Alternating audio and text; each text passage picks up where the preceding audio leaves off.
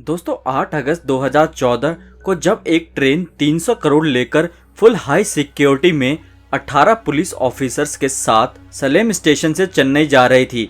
हर station पर उन पैसों को चेक किया जाता था और हर तरह से उन पैसों को फॉलो किया जा रहा था। पर फिर भी जब ट्रेन अपने मंजिल पर पहुंची तो उन पैसों में से 12 करोड़ गायब थे। पूरी इंडियन पुलिस और एजेंसी हैरान थी कि आखिर चलते हुए ट्रेन से इतनी सिक्योरिटी के बाद भी कोई कैसे इन पैसों को चुरा सकता है। कुछ लोग पुलिस वालों पर शक कर रहे थे और कई लोग ट्रेन के कर्मचारियों पर शक कर रहे थे। हर तरह से सबसे पूछताछ की जा रही थी और हर तरह से उन पैसों को ढूंढा भी गया था और लेकिन इसके बाद भी कुछ पता नहीं चल सका उन पैसों के बारे में। आखिर में 2 साल बाद नासा की हेल्प से उन चोरों को पकड़ा गया। आखिर किसने की थी ये चोरी और चलते हुए ट्रेन से पुलिस वालों की निगरानी में आखिर कैसे उन्होंने पैसे चुराए थे। ये कहानी शुरू होती है 8 अगस्त 2014 को। इंडियन रिजर्व बैंक ने एक मुसाफिर ट्रेन के 2 बोगियां बुक की थी। एक में पैसे रखे जाने थे और दूसरी बोगी में 18 पुलिस वाले उस पैसों की सुरक्षा के लिए रखे थे। ट्रेन से रवाना होने से 2 घंटे पहले उन पैसों को ट्रेन में लोड किया गया। वैसे तो वो पैसे बॉक्सेस के अंदर रखे गए थे, पर उन बॉक्सेस पर इंडियन बैंक का मोहर और जो साइन होता है ना, वो देख के पूरा स्टेशन समझ गया था कि इन बॉक्सेस में पैसा, सोना चांदी या फिर कोई कीमती सामान है। 2 घंटे बाद रात 9 बजे ट्रेन वहां से रवाना हुई और सुबह 5 बजे ट्रेन को चेन्नई स्टेशन पहुंचना था। पुलिस वालों की नज़र हर टाइम अगले बॉगी पर ही रहती थी और जरा सी भी आवाज आए तो वह झांककर अगले बॉगी की तरफ देखते थे और हर टाइम वह चौकन्ने थे। और जिस भी स्टेशन पर ट्रेन रुकती थी, बैंक ऑफिसर पुलिस वालों के साथ मिलकर उन पैसों को चेक करने के बाद वापसी गेट को बंद करके सील किया जाता था।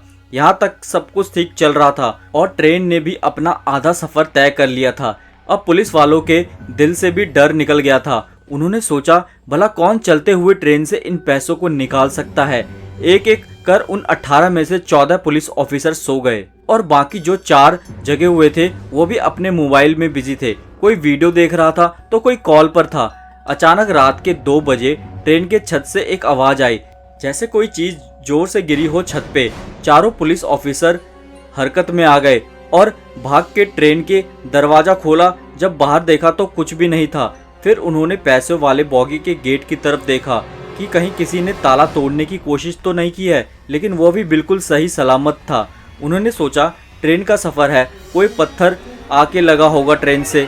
फिर वह सब वापस बैठ जाते हैं और 3 घंटे बाद सुबह 5 बजे ट्रेन भी अपने मंजिल पर पहुंच जाती है। सब मुसाफिर के जाने के बाद बैंक के कर्मचारी और पुलिस ऑफिसर्स पैसे वाले बॉगी का ताला खोलते हैं। जैसे ही उन्होंने ताला खोला वो हैरान रह गए, क्योंकि उस बॉगी के छत को किसी ने काट के एक होल बना दिया था। जब उन्होंने पैसों की तरफ देखा, उन पैसों के डब्बे भी खुले हुए थे और कुछ पैसे गायब थे।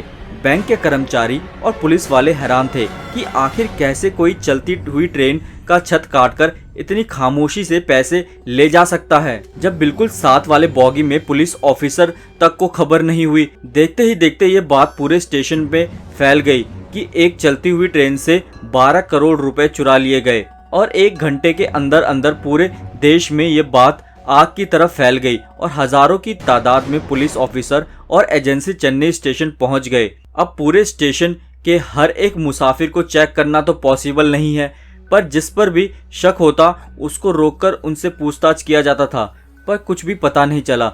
अब सबका शक 3 जगह जा रहा था। या तो ट्रेन के कर्मचारी मिला हुआ है उन चोरों से, या फिर पैसेंजर में से कोई चोर है, या फिर जो 18 पुलिस ऑफिसर इन पैसों की सुरक्षा के लिए रखे गए थे उन्होंने ही मिलकर ये पैसे चुराए। क्योंकि कोई ये सोच भी नहीं सकता था कि कोई चलती हुई ट्रेन पर चढ़कर ट्रेन के छत को काटकर इतनी आसानी से इन पैसों को ले जा सकता है। 18 पुलिस ऑफिसर समेत 2000 से ज्यादा लोगों से पूछताछ किया गया। जितने भी पैसेंजर ने उस दिन इस ट्रेन में सफर किया था उन सबके कॉल रिकॉर्ड चेक किए गए थे, उनके बैंक अकाउंट चेक किए गए थे और उनकी फैमिली तक के बैंक अकाउंट को चेक किया गया था। इतने पूछताछ और जांच पड़ताल के बाद पुलिस को यह तो अंदाज़ा हो गया था कि चोर इनमें से कोई नहीं है, चोर कोई और है, पर चोर है कौन ये नहीं पता। यहाँ तक कि यह भी नहीं पता कि एग्जैक्टली चोरी हुई किस जगह पर, किसी स्टेशन में हुआ या फिर रास्ते में हुआ, कुछ नहीं पता। इस चोरी से रिलेटेड कोई भी सुराग भी नहीं मिल रहा था। यहाँ तक कि 2 साल तक यह केस चलता रहा। हर तरह से उन चोरों को ढूंढा गया, फिर भी कुछ हासिल नहीं हुआ। आखिर में इंडियन गवर्नमेंट ने नासा से कांटेक्ट किया और उनको सब कुछ बताया और उनसे रिक्वेस्ट किया कि सैटेलाइट की मदद से ये देखकर बताएं कि चोरी एग्जैक्टली हुआ कहाँ पे था, कौन से स्टेशन के बीच में, या फिर कौन सा स्टेशन सबसे नजदीक था उस चोरी के। नासा ने सैटेलाइट से देखकर बताया कि विरुद्धाचलम स्टेशन के करीब हुआ है ये। चलो 2 साल बाद कुछ तो पता चला और ये पुलिस के लिए बहुत बड़ा हेल्प था। पुलिस ने विरुद्धाचलम स्टेशन के उस रात जितने भी मोबाइल के टावर्स थे सबका डाटा निकलवाया। हजारों नंबर सामने आए। लगातार 6 दिन तक पुलिस ने उन नंबरों का डाटा चेक किया। उन हजारों नंबर में से एक नंबर ऐसा था जिस पे पुलिस को सबसे ज़्यादा शक हुआ और वो था मोहन सिंह पारदी का, एक जाना पहचाना डाकू जो पहले भी कई केसेस में जेल जा चुका था। इसका उस टाइम वहां होना पुलिस को खटका, तो पुलिस ने फौरन ही मोहन सिंह पारदी के मोबाइल का कॉल हिस्ट्री निकाला। उसके मोबाइल से 8 ऐसे नंबर सामने आए जिनसे मोहन सिंह पारदी रात 11 बजे से सुबह 4 बजे तक लगातार कांटेक्ट में था। 70% पुलिस को यह कंफर्म हो गया था कि यह चोरी इसी ने किया होगा या फिर कम से कम यह शामिल तो जरूर होगा इस चोरी में।